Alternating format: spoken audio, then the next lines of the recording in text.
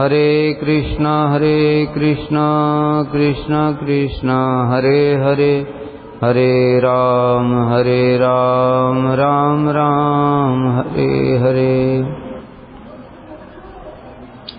श्री बृहद भागवतामृतम हम लोगों ने कल सुना था कि जो दक्षिण भारत में जो राजा था उसके पास में नारद जी पहुंचे और नारद जी ने उसकी महिमा का वर्णन करना शुरू किया, उसको आलिंगन किया। तब राजा ने बताया कि देखो नारद जी, आप ये जो कह रहे हैं ये बिना विचार किए ही कह रहे हैं कि मैं भगवान की कृपा का पात्र हूँ, मैं मनुष्य हूँ, मेरी आयु भी बहुत कम है, ऐश्वर्य भी थोड़ा सा है, दान भी थोड़ा करता हूँ और कर्म के अधीन हूँ, इसलिए मेरे ऊपर भगवान की कृपा नहीं है। और इसके भी ऊपर मैं 3 तापों से सब समय परेशान रहता हूँ, आदि दैविक, आदि भौतिक और आध्यात्मिक। 3 ताप सब समय मुझे जलाते रहते हैं, इसलिए मैं भगवान की कृपा का पात्र नहीं हूँ। तो फिर कौन है कृपा का पात्र? तब उसने बताया राजा ने कि मैं जो समझता हूँ कि देवता ही भगवान की कृपा के पात्र हैं। क्यों? क्योंकि देवता मनुष्यों के द्वारा पूजित होते हैं। देवा एव दया पात्रम विष्णुर भगवतः किल पूज्यमाना नरैर नित्यम तेजोमय शरीरिणः। देवताओं की विशेषता बता रहे हैं। भगवान की दया के पात्र हैं। क्यों? क्योंकि पूज्यमाना नरई नित्यम, सब मनुष्यों के द्वारा नित्य ही पूजनीय हुए। मनुष्य लोग देवताओं की पूजा करते हैं और हम तो मनुष्य हैं, इसलिए देवता तो हमसे श्रेष्ठ हैं, क्योंकि मनुष्य तो देवताओं की पूजा करते हैं। दूसरा, तेजोमय शरीरिणः, हमारा शरीर कैसा है? जन्म मृत्यु जरा व्याधि, जन्म लेने में कष्ट, 9 महीने तक माँ के गर्भ में बच्चा उल्टा लटका रहता है। सोचो हमको 9 मिनट भी कोई उल्टा लटका दे कैसा लगेगा? 9 महीने तक लटका रहता है, कितना कष्ट। फिर वो भी कैसी जगह लटका है कि चारों तरफ से बिल्कुल बंद है, मल मूत्र के बीच में, कैसी रक्त मल मूत्र ये सब चीजों के बीच में 9 महीने तक लटका रहता है, कितना कष्ट है उसमें।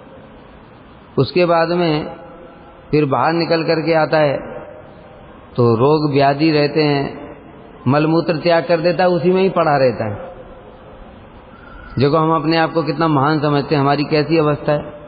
मलमूत्र त्याग करके उसी में पड़े रहते हैं कि नहीं बच्चे?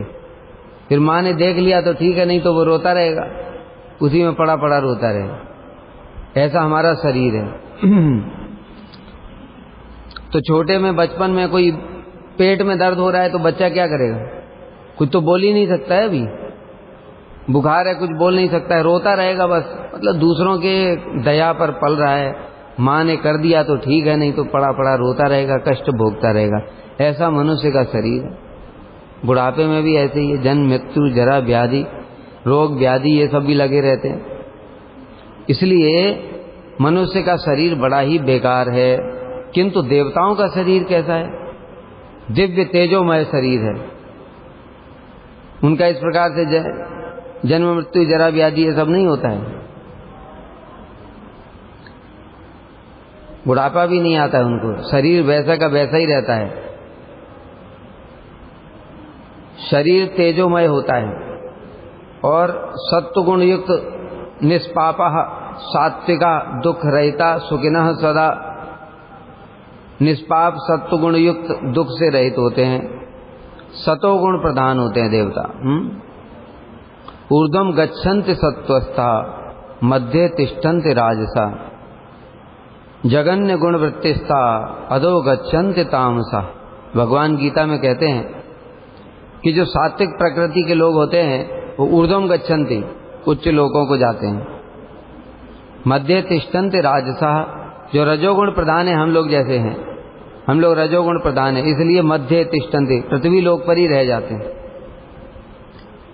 जगन्य गुण प्रतिष्ठा, जो जगन्य गुण जिनके पाप इत्यादि कर्म करते हैं, तामसिक प्रवृत्ति के लोग अधो गच्छन्ति, वो अधो नीचे के लोकों में जाते हैं अथवा पशु योनियों में जाते हैं।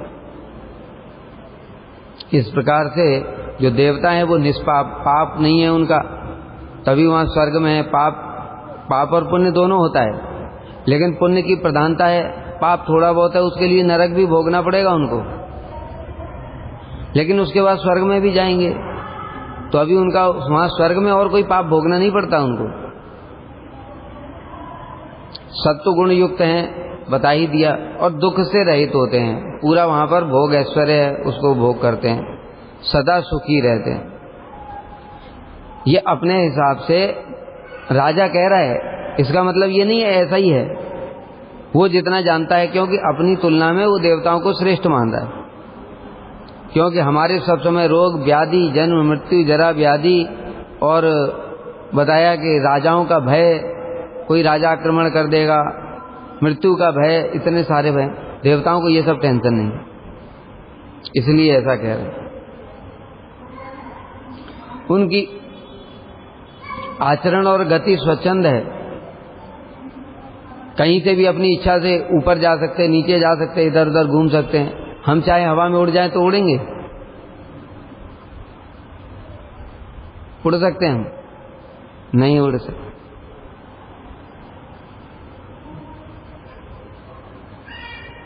तो जो एडिसन है ना, एडिसन साइंटिस्ट, एडिसन, वो जब छोटा था ना तो उसने देखा कि तितली उड़ती है, तो उसने सोचा हम क्यों नहीं उड़ते। उसने सोचा कि ये जो खाती है वो भी हम भी खाएंगे तो उड़ेंगे, तो इसलिए उसने क्या किया कि वो तितली को देखा कीड़े खा रही है, उसने कहा पहले मैं अपने बहन के ऊपर एक्सपेरिमेंट करूंगा। उसने कीड़े लेकर के अपनी बहन को खिला दिए, वो बीमार पड़ गई।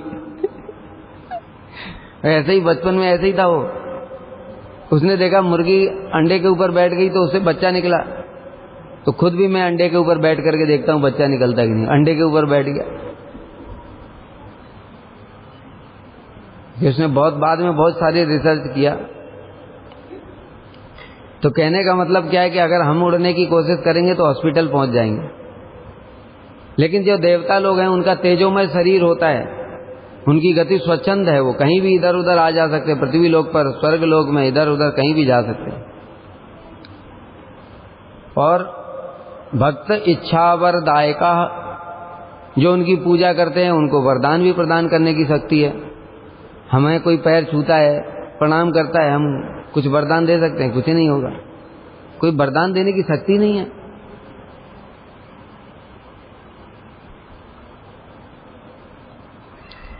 ईशामी भोग्यम अमृतम मृत्यु रोग जरादि हृत, उनका भोग्य क्या है? हम लोग क्या खाते हैं? रोटी सब्जी दाल चावल, वो अमृत का भोग करते हैं, उनका खाना ही अमृत है। मृत्यु रोग जरादि हृत, मृत्यु रोग जरा माने बुढ़ापा, इस सब से वो रहित हैं देवता लोग। और क्या है? स्वेच्छयोपनतम क्षुत्रिंग बाधा भावे अपि तुष्टिदम, भूख प्यास की बाधा भी नहीं है उनको, सब समय अमृत का पान करते रहते हैं। वसंत भगवान, और इसके अलावा भी क्या कह रहे हैं? हे भगवान, जो स्वर्गे महाभाग्य बले निजे, महाभाग्य के बल से दीर्घ काल तक स्वर्ग में वास करते हैं, यो निर्भीह भारते वर्षे शत पुण्य लभ्यते कृतई, भारतवर्ष जो कर्म भूमि है उसमें बहुत सारे पुण्य कर्म करने के पश्चात में वो स्वर्ग प्राप्त होता है, और उस स्वर्ग में वो सब समय रहते हैं। समझ में आया क्या? मतलब क्या? पुण्य कर्म इंद्र पद प्राप्त करने का क्या कंडीशन है 100 अश्वमेध यज्ञ करना पड़ेगा। 100 अश्वमेध यज्ञ करके इतना पुण्य करना पड़ेगा, तब जाकर के इंद्र बनेगा। और भी स्वर्ग प्राप्ति के लिए, मतलब सभी तो इंद्र नहीं बनते, तो यहाँ जो पुण्य कर्म करते, दान व्रत यज्ञ, तब फिर वो स्वर्ग में जाते हैं, इंद्र नहीं बनते, लेकिन इंद्र के घर में रहते हैं, इंद्र के स्वर्ग में रहते हैं और वो भी भोग करते हैं इंद्र के साथ। फिर किंतु क्षीणे पुण्य मर्त्य लोकम विशंति, जब उनका पुण्य खत्म हो जाता है तो वो भी फिर इधर ही आ जाते हैं।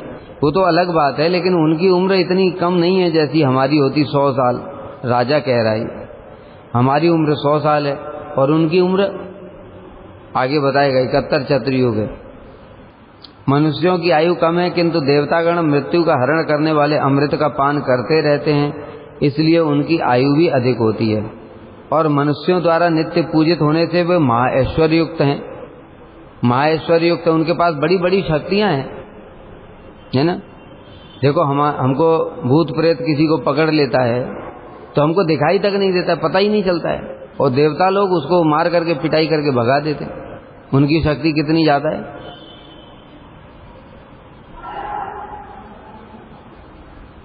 अपने भक्तों को मनोवांछित फल भी प्रदान कर देते हैं। वरदान इत्यादि देने की भगवान ने उनको शक्ति प्रदान की है कि तुम किसी को, दूसरों को भी वरदान दे सकते हो। उनका शरीर तेजोमय है। कई सारे वरदान के देखो उसमें मिलता है ना, मुचुकंद। मुचुकंद, ये मुचुकंद सूर्यवंशी राजा हैं, ये महाप्रतापी थे, और देवासुर संग्राम हुआ तो इंद्र ने इनको सहायता के लिए बुलाया, तो ये गए, इंद्र की ओर से युद्ध किया। युद्ध चला स्वर्ग के हिसाब से 1 साल तक युद्ध चला। तो 1 साल में तो यहाँ कितने कितने वो बदल गए युग सब। उसके बाद इंद्र ने जब युद्ध जीत गया तो मुचुकंद से प्रसन्न होकर के बोला मैं तुम्हें कुछ वरदान देना चाहता हूँ। तो मुचुकंद ने कहा मेरे को वरदान की जरूरत नहीं, मेरे पास क्या कमी है। सूर्यवंशी एक छत्र राज्य था उनका, महाप्रतापी। जो सोचो देवताओं की तरफ से युद्ध कर रहा है तो पृथ्वी के राजा क्या है उनके लिए, इसलिए सारी पृथ्वी के सम्राट थे वो। उन्होंने कहा मेरे पास क्या कमी जो तुमसे वरदान मांगूंगा, मुझे कुछ नहीं चाहिए, मेरे पास सब कुछ है, राज्य वैभव सब कुछ। तो इंद्र हंसने लगा, कहता है जब आप युद्ध कर रहे थे वहां सब खत्म हो गया, अभी आपके वंश में भी कोई नहीं बचा है राज्य की बात तो छोड़ो, वंश में भी कोई नहीं बचा है। तो ये सुनकर के मुचुकंद बड़े दुखी हो गए कि तो फिर मैं क्या करूं वहां जाके। तो सोचने लगे क्या करूं अब। तो फिर कहने लगे देखो युद्ध करते करते 1 साल से युद्ध करते करते बहुत थक गया हूं, मैं सोना चाहता हूं। तो इंद्र ने कहा ठीक है मैं तुम्हें वरदान देता हूं, चैन से जाकर के एक एकांत स्थान पे सो जाओ, और जो कोई भी तुम्हारी नींद में डिस्टर्ब करेगा वो तुम्हारे देखते ही जल करके भस्म हो जाएगा। तो देवता वरदान देने में समर्थ हैं। अब वरदान पा करके मुचुकंद जी एक गुफा कोने में ढूंढ करके सो गए। इतना सोते रहे मतलब युग बीत गए, और उसका वरदान था ना इसलिए मृत्यु भी नहीं है, सो रहे हैं, कोई डिस्टर्ब करने वाला भी नहीं है। और भगवान ने उसी वरदान का लाभ उठाया था। घास भी उगाई, मुचुकंद के आसपास में घास उगाई, इतनी इतनी पूरा घास से ढक गए थे वो तो। कब से युग हो गए सोते सोते, द्वापर आ गया। कृष्ण ने देखा ये काल यवन, इसने ऐसा वरदान प्राप्त कर लिया था, इसको यादव भी नहीं मार सकते। शिव जी से वरदान प्राप्त करके आया था, यादव भी नहीं मार सकते। तो भगवान ने शिव जी के वरदान की रक्षा के लिए कहा ठीक है नहीं मारूंगा। इसलिए जब इसने मथुरा को घेर लिया, जरासंध बार बार हार जाता था जब हार जाता था तो इसने सोचा क्या किया जाए, तो कृष्ण से लड़ना बड़ा मुश्किल है। इसलिए इसको पता चला काल यवन से सहायता मांगी जाए। ये यवन था, काल यवन से जब सहायता मांगी तो काल यवन अपनी करोड़ों सेना लेकर के आया, मथुरा को चारों ओर से घेर लिया।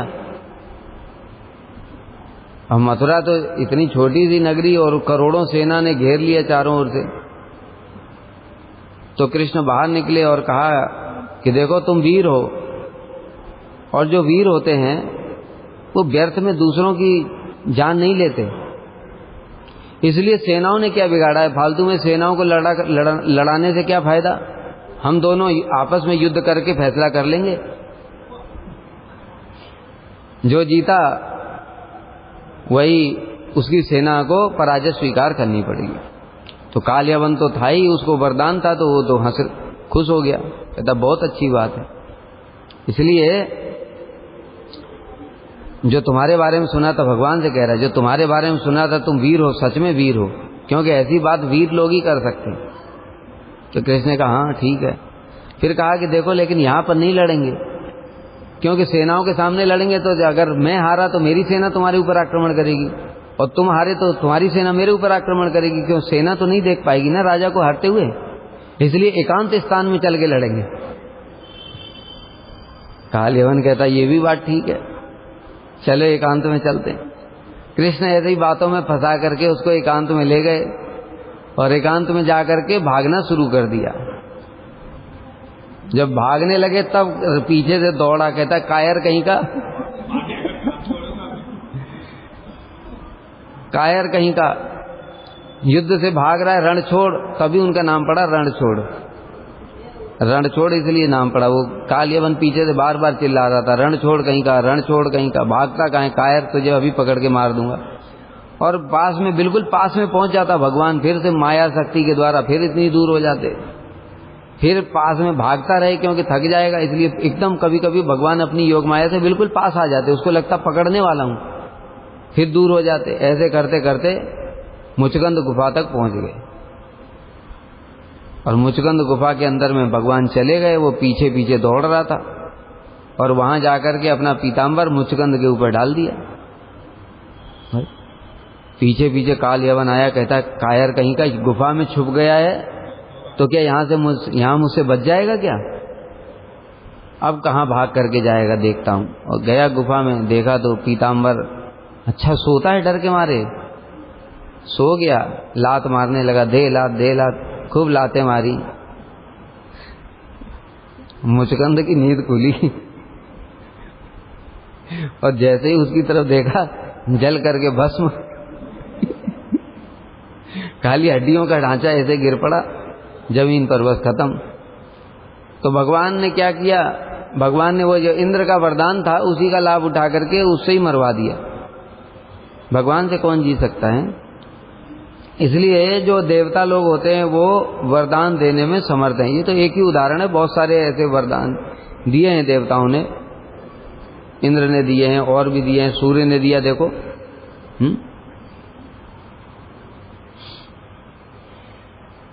सूर्य देव ने किसको वरदान दिया है? कुंती देवी को तो दुर्वासा ने वरदान दिया था। सहस्त्र कवच, जो राक्षस था ये, इसने सूर्य देव की पूजा करी थी, तो सूर्य देव प्रसन्न हुए और उन्होंने इसको 1000 कवच और 1000 कुंडल दे दिए, और बोला जो कोई भी तुमका एक कवच कुंडल को नष्ट करेगा तो उसकी मृत्यु हो जाएगी, और एक कवच कुंडल काटने के लिए, तोड़ने के लिए 1000 साल लगेंगे। ऐसे करके एक आदमी मारेगा फिर 1000 साल लगेंगे, फिर दूसरा कहाँ से लाओगे, वो भी मर जाएगा। तब इसने उत्पात करने जब शुरू किए थे, तब भगवान फिर नर नारायण, अर्जुन और कृष्ण जो पूर्व में नर नारायण थे, उन्होंने फिर इसके 999 कवच कुंडल काट दिए थे। तब उसके बाद में एक रह गया था, और एक के साथ में सूर्य में प्रवेश कर गया, सूर्य की शरण में चला गया। फिर वही कवच कुंडल लेकर के पैदा हुआ कर्ण, राक्षस था ये। तो ऐसे देवता लोग, बहुत सारे उदाहरण हैं कि जहां देवताओं ने वरदान दिए हैं। भगवान ने ये शक्ति दी है उनको, भगवान ने ही शक्ति दी है कि देवता वरदान भी दे सकते हैं।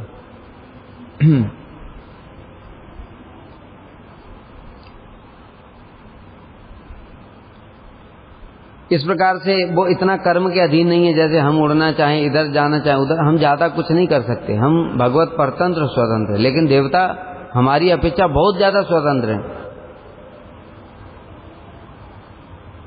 इस प्रकार मनुष्यों से देवताओं के जो विपरीत लक्षण है उनमें कुछ का आगे वर्णन किया जाएगा। मुने विशिष्ट तत्रापि तेषाम इंद्रः पुरंदरः। हे मुनि, ये देवताओं की तो महिमा है ही है, उसमें से भी विशेष रूप से जो इंद्र है पुरंदर, उसकी महिमा बहुत ज्यादा है। क्यों?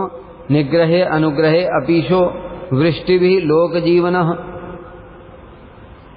वो निग्रह करने में समर्थ है और अनुग्रह करने में भी, मतलब दंड भी दे सकते हैं और कृपा भी कर सकते हैं। और क्या करते हैं वो? वृष्टि भी लोक जीवनः, और भूमि पर वर्षा भी करते हैं। ये तो भूमि पर वर्षा करते हैं, यही बात तो बताई थी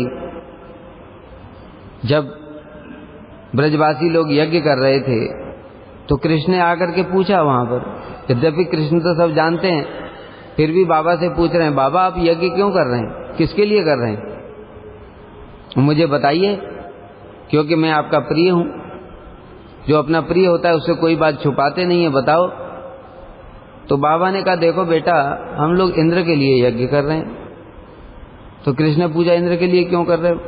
क्योंकि इंद्र हमको वृष्टि देते हैं, उसके बाद में जो वृष्टि होती है उससे घास इत्यादि उगती है।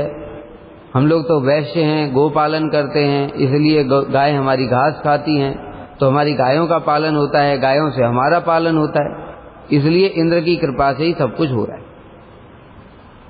तो भगवान ने बड़ी अच्छी बात बताई। भगवान कहते हैं, अच्छा ये बताओ, जो एक व्यक्ति है जो इंद्र की पूजा कर रहा है, उसके पड़ोस में दूसरा व्यक्ति जो इंद्र की पूजा नहीं करता है, तो क्या इंद्र एक के घर में पानी बरसाएगा, दूसरे के घर में नहीं बरसाएगा? ऐसा कभी देखा? एक के घर में पानी बरस रहा है, दूसरे के नहीं बरस रहा है, फिर तीसरे के फिर बरस रहा है? ऐसा नहीं होता है कभी। तो इस प्रकार से भगवान ने कहा, देखो ये देवताओं का कर्तव्य है, भगवान ने उनको जो दायित्व दिया वो उनको निभाना पड़ेगा, इसके लिए हम उनकी पूजा क्यों करें? और गिरिराज जी की पूजा का प्रवर्तन कराया, इंद्र की पूजा बंद करा दी। तो इसलिए इंद्र रुष्ट हो गया और उसने ब्रज के ऊपर में आक्रमण कर दिया। तो वृष्टि के द्वारा लोग जीवन देता है, क्योंकि वर्षा से ही सब फसल होती है। अभी आजकल वर्षा भी नहीं होती, इसलिए क्योंकि देवताओं की कोई पूजा करता ही नहीं है। भगवान की छोड़ो, देवताओं की भी पूजा नहीं करते, फल के लिए भी पूजा नहीं करते, देवताओं को मानता ही नहीं कोई, पूजा क्या करेंगे? त्रिलोकीश्वरता यस्य युगानाम एक सप्ततितम या अश्वमेध शतेनापि सार्वभौमस्य दुर्लभा।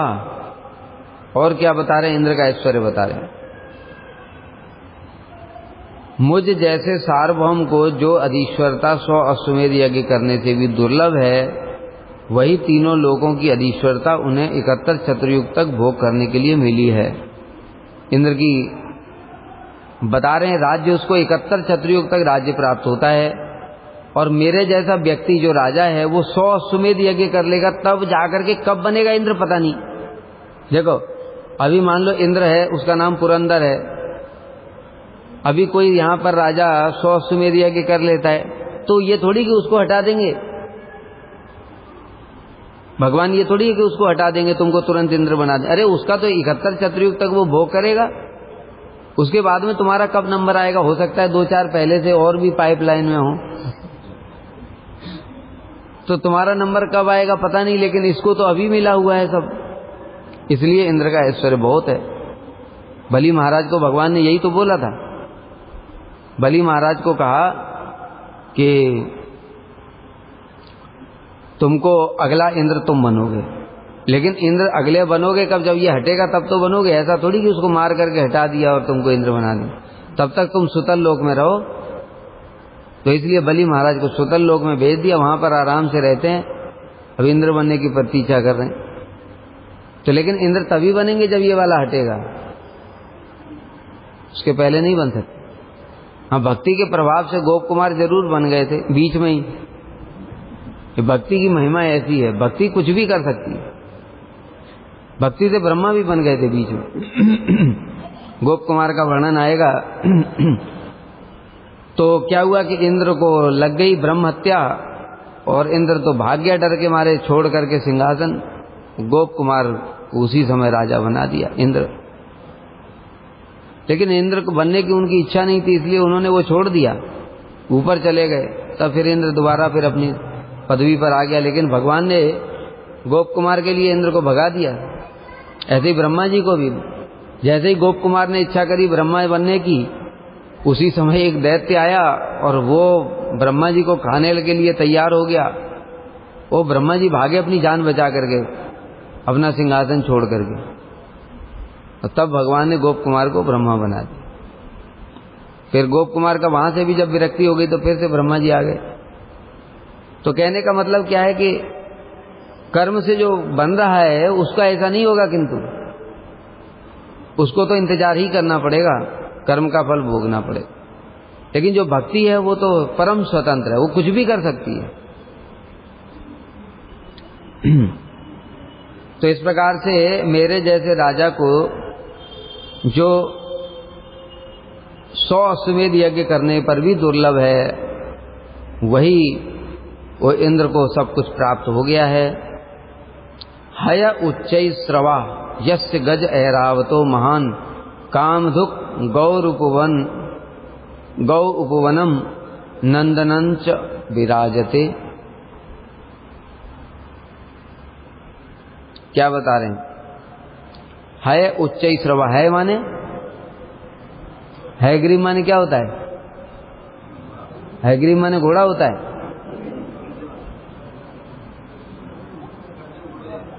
है माने घोड़ा, ग्रीव माने गर्दन। भगवान का एक नाम हैग्रीव है। भगवान का एक नाम हैग्रीव है क्योंकि उन्होंने, एक उनका भक्त था तो उसके लिए ऐसा घोड़े की गर्दन लगा करके उसको उपदेश दिया था। भगवान हैग्रीव की पूजा क्यों की जाती है? वो विद्या की प्राप्ति के लिए की जाती है। दक्षिण भारत में मंदिर है भगवान हैग्रीव का, और भगवान हैग्रीव ने एक असुर का भी वध किया था। जो असुर का नाम हैग्रीव नहीं, हैग्रीव ब्रह्म विद्या बोलते हैं नारायण कवच को। दूसरा है हैग्रीव ब्रह्म विद्या। हैग्रीव ब्रह्म विद्या क्या है? जो घोड़े के मुख से जो ब्रह्म विद्या प्रदान, नारायण कवच, इसका भी बड़ा सुंदर कथा है। ये जो ऋषि थे, क्या नाम था उनका? दधीची मुनि थे। इनके पास में जो स्वर्ग के वैद्य हैं, अश्विनी कुमार डॉक्टर स्वर्ग के, वो पहुंचे और कहने लगे कि हमको आप ब्रह्म विद्या प्रदान करो, नारायण कवच। इनके पास में नारायण कवच। तो ऋषि ने कहा कि ठीक है, मैं तुमको दे दूंगा। उन्होंने वचन दे दिया। अभी इंद्र आ गया। इंद्र ने कहा खबरदार, इनको ब्रह्म विद्या मत देना, नहीं तो तुम्हारा गला काट दूंगा। और बोल करके चला गया। इंद्र तो राजा है। फिर अश्विनी कुमार आ गए, कहते हैं कि ऋषिवर आप हमको ब्रह्म विद्या दो, आपने वचन दिया था। कहते वचन तो दिया था, लेकिन ये इंद्र बोल रहा है कि गला काट दूंगा तुम्हारा।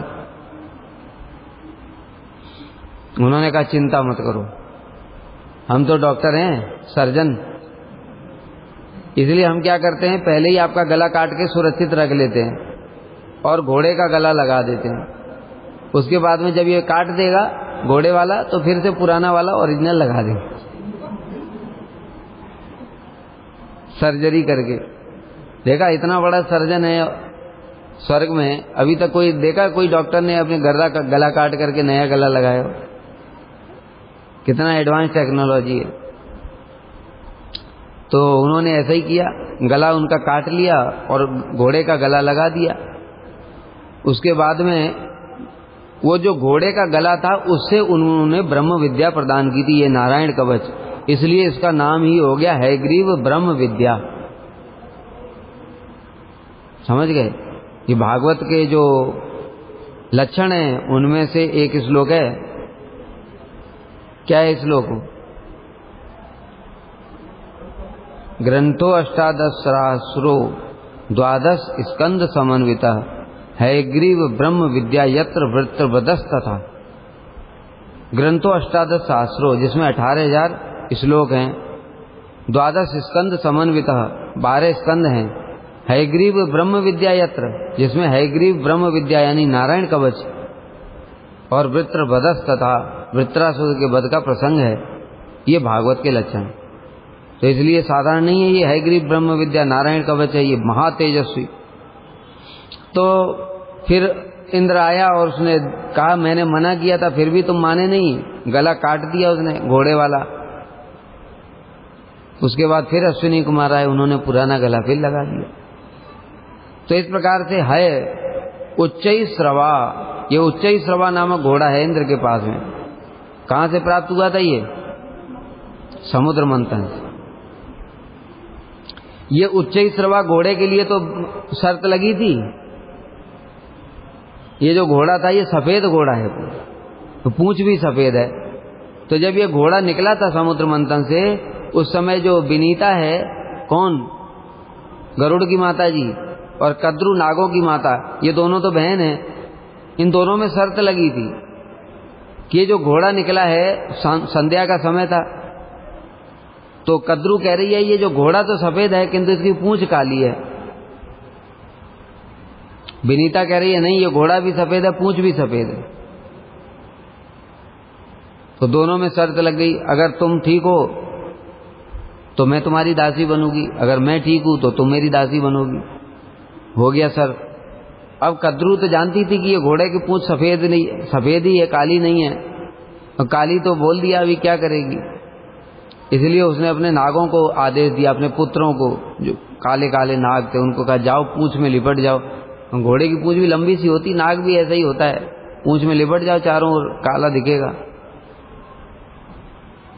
नागों ने मना कर दिया कि ये तो गलत है, ये तो हमारी मौसी है, जो विनीता है वो भी कोई दूसरी स्त्री थोड़ी, हमारी मौसी, तो इसके साथ छल कपट क्यों करें। तो उसने साफ दे दिया कि जाओ तुम लोग, भविष्य में एक जन्मेजय का यज्ञ होगा, उसमें जल करके मरोगे। और दूसरे नाग थे, उन्होंने माता की आज्ञा का पालन किया और वो पूंछ में लिपट गए, पूंछ काली दिखी, तो विनीता फिर दासी बन गई कद्रू। तो ये उच्चैःश्रवा घोड़े की पूंछ से ही शर्त लगी थी। ये राजा इंद्र के पास में है उच्चैःश्रवा घोड़ा। और क्या है? गज ऐरावतो महान, महान हाथी है ऐरावत, साधारण हाथी नहीं है, बड़ा शक्तिशाली है ये भी। कामधुक गौ, कामधेनु गाय है उसके पास में, जो कि समस्त इच्छाओं को पूर्ण करने वाली है। और उपवनम नंदन च विराजते, नंदन कानन नामक उपवन भी विराजमान है। ये सब का मालिक कौन है? इंद्र। और क्या ऐश्वर्य उसके पास? पारिजातादयो यत्र वर्तन्ते कामपूरका, पहले ही इतनी सारी कामनाएं पूरी करने वाली चीजें, कामधेनु गाय है। दूसरा है पारिजात वृक्ष, जो है पारिजात वृक्ष, वो भी वहां पर विराजमान है, जो कि समस्त इच्छाओं को पूरा करता है। काम रूप धरा कल्पद्रुमा कल्प लतान्विता, पारिजात आदि कल्प वृक्ष, मतलब वहां पर बहुत सारे कल्प वृक्ष हैं, उसमें से एक पारिजात भी है। पारिजात वृक्ष की तो कथा सभी जानते ही हैं। इसका एक फूल लेकर के नारद जी आए थे स्वर्ग से, नारद जी ने कृष्ण को दिया, कृष्ण ने रुक्मिणी को दे दिया। बस सत्यभामा देवी ने जब पता चला उनको, नारद जी ने ही बता दिया जाकर, नारद जी तो कुछ ना कुछ लीला करते हैं ना, उनको बता दिया जाकर के, देखो एक भगवान जो है रुक्मिणी देवी को सबसे ज्यादा प्रेम करते हैं। कहते आप ऐसा क्यों बोल रहे हैं? कहते हम क्या बोल रहे हैं, हमने तो देखा है। कहते कैसे? कहते पारिजात पुष्प था, वो जो सबसे प्रिय है उसको ही देते हैं, तो इसलिए उन्होंने रुक्मिणी को ही दिया, आपको तो दिया नहीं। बस सत्यभामा देवी ने मान कर लिया कि मुझे तो पारिजात पूरा पेड़ ही चाहिए। तो भगवान ने कहा ठीक है, पेड़ चाहिए तो चलो चलते हैं। गरुड़ पे बैठ करके चले गए इंद्र के पास कि भाई पारिजात वृक्ष दो। इंद्र कहने लगा देखो ये तो स्वर्ग की प्रॉपर्टी है, ये पृथ्वी पे थोड़ी थी। भगवान ने कहा सारी प्रॉपर्टी तो मेरी है। ईशावास्यमिदं सर्वम यत्किंच जगत्याम जगत, इस जगत में जो कुछ भी है ब्रह्मांड में सब कुछ तो ईश्वर का ही है, इसलिए तुम दे दो। कहता है नहीं, युद्ध करना पड़ेगा। भगवान ने कहा ठीक है, युद्ध भी कर लेते हैं। तो युद्ध किया, इंद्र को परास्त कर दिया। फिर रोते हुए आया भगवान की शरण में। भगवान ने पारिजात को लिया, हाथ पे गरुड़ के ऊपर रखा, चल दिए, द्वारका में ले आए। तो इसलिए ये जो पारिजात है ये काम कल्प वृक्ष है, मतलब कामनाओं को पूरा करता है। और ऐसे वहां पर अनेक कल्प वृक्ष हैं और काम रूपधर कल्प लताएं भी हैं जो कि मनोवांछाओं को पूर्ण करती हैं। काम रूपधर, वहां पर ऐसी ऐसी लताएं अपनी इच्छा से कुछ भी रूप धारण कर लेती हैं, वो ऐसी ऐसी लताएं हैं, इसलिए काम रूपधर। और अधिक क्या कहूं, ये शाम एकेन पुष्पेण यथा कामम सुसिद्ध्यति विचित्र गीत वादित्र नृत्य वेशासनादिकम। और ज्यादा क्या बताऊं, नंदन कानन के एक ही पुष्प से विचित्र विचित्र गीत वाद्य नृत्य और अनेक वस्त्र भूषण और चर्व चोष्य लेह पेय चारों प्रकार की सुस्वादु भोजन सामग्री भी प्राप्त होती है। मतलब क्या, वहां जो पुष्प हैं, नंदन कानन में जो फूल लगे ना, वो फूल से तुम मांगो कि आज मुझे चबाने वाला कुछ खाने के लिए चाहिए, तो वो चबाने वाला दे देगा। और चूसने वाला आम चाहिए तो चूसने वाला देगा। चाटने वाला वो भी दे देगा, चटनी इत्यादि। पेय ड्रिंक, कोल्ड ड्रिंक चाहिए हैं, जूस, वो भी दे देगा। ये 4 प्रकार के खाद्य पदार्थ होते हैं, चर्व चुष्य लेह पेय। तो ये चारों प्रकार के खाद्य पदार्थ देने वाले वहां का प्रत्येक वृक्ष का पुष्प नंदन कानन में इतना दिव्य है वो। और यही नहीं, गीत वाद्य नृत्य और अनेक वस्त्र भूषण, वो फूल से मांगो कि मुझे एक धोती चाहिए, वो धोती दे देगा। समझ गए, यहाँ पे बाजार में जाकर के खरीदना पड़ता है, एक फूल ही ले आते वहां से अच्छा रहता, टेंशन ही खत्म सारी। रोज रोज रसोई भी बनानी नहीं पड़ती, बस फूल से ही मांग लेते, बस ठाकुर जी को भोग लगाओ और पाते रहो। कपड़े का भी झंझट खत्म। नृत्य गीत वाद्य करताल मृदंग खराब हो गया, कोई बात नहीं, टेंशन हो, फूल से कहो भाई मृदंग दे दो। तो इस प्रकार से कहने का मतलब है कि वहां के क्या वैभव है अद्भुत। नंदन कानन के एक ही पुष्प से विचित्र विचित्र गीत वाद्य नृत्य और अनेक वस्त्र भूषण चर्व चोष्य लेह पेय सब प्रकार की सुस्वादु भोजन सामग्री भी प्राप्त होती है और सभी मनोकामनाएं पूर्ण हो जाती हैं। और ये सारी जो विचित्र संपत्ति है, इस सब के अधीश्वर कौन है? इंद्र। आदि का मतलब क्या है? आदि का मतलब वो एक ही फूल और आदि भी देता है। मतलब क्या है? सोने के लिए खटिया नहीं है वो भी दे देगा, शयन बेड बेडशीट सब कुछ दे देगा, आसन बैठने के लिए पान तांबूल ये सब भी दे देगा। उसके बाद में कह रहे हैं आह किम वाच्यम परम तस्य सौभाग्यम भगवान गतः कनिष्ठ भ्रातृताम यस्य विष्णुर्वामन रूप धृक्।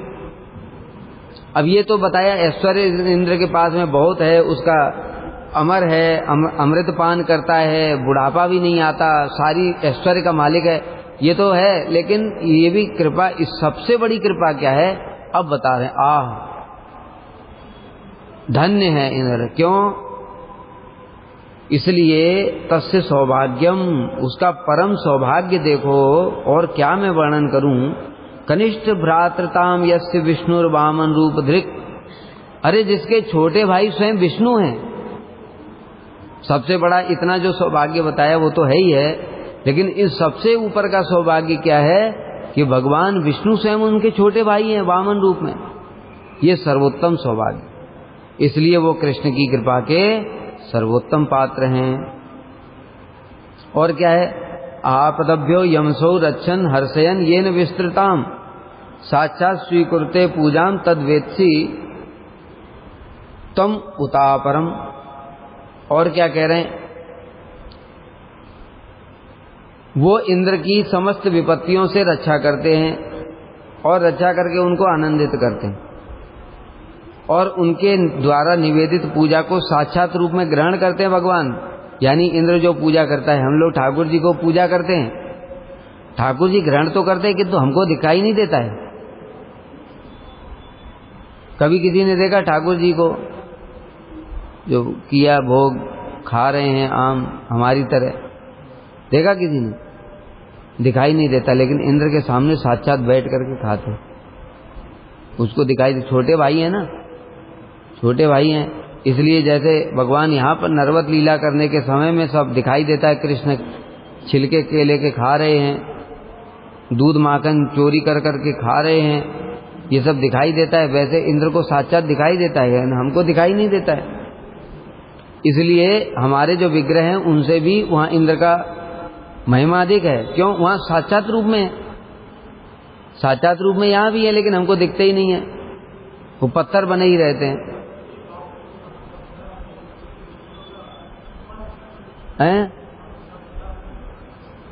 शालिग्राम शिला से विग्रह का तारतम्य है, विग्रह से भी साक्षात रूप में भगवान जहाँ विराजमान है वो तारतम्य है। क्योंकि विग्रह तो चुपचाप बैठे रहते हैं, ना कभी हमसे बोलते हैं, ना बातचीत करते, कुछ नहीं करते। लेकिन भगवान वामन देव तो बातचीत करते हैं ना, इसलिए तारतम्य स्वाभाविक रूप से समझ में आता है। इसलिए कह रहे हैं कि और ज्यादा क्या बताऊं, उनके द्वारा निवेदित पूजा को अब जब जैसे हम धूप दे रहे हैं, पुष्प दे रहे हैं, आरती कर रहे हैं, हम नाच रहे हैं, कीर्तन कर रहे हैं, तो ठाकुर जी प्रसन्न हो रहे हैं, हंस रहे हैं, वो भी कीर्तन कर, कुछ दिखाई नहीं दे रहा है। क्या आनंद हो रहा है उनको ये भी पता नहीं चल रहा है। लेकिन जब वामन देव को सामने इंद्र जब नृत्य करता है, पूजा करता है, तो वो देखता है ना कि भगवान को प्रसन्न हुए, उनको अच्छा लगा, पान खाया, उन्होंने ये चर्वचूस से लेपे इत्यादि ये सब खा रहे हैं। भगवान बैठ करके ऐसे रोटी तोड़ते होंगे, मुख में डालते होंगे। इंद्र सब देखता है, हमको दिखाई नहीं देता कुछ भी। पता नहीं खाते भी हैं कि नहीं खाते, ये भी विश्वास नहीं।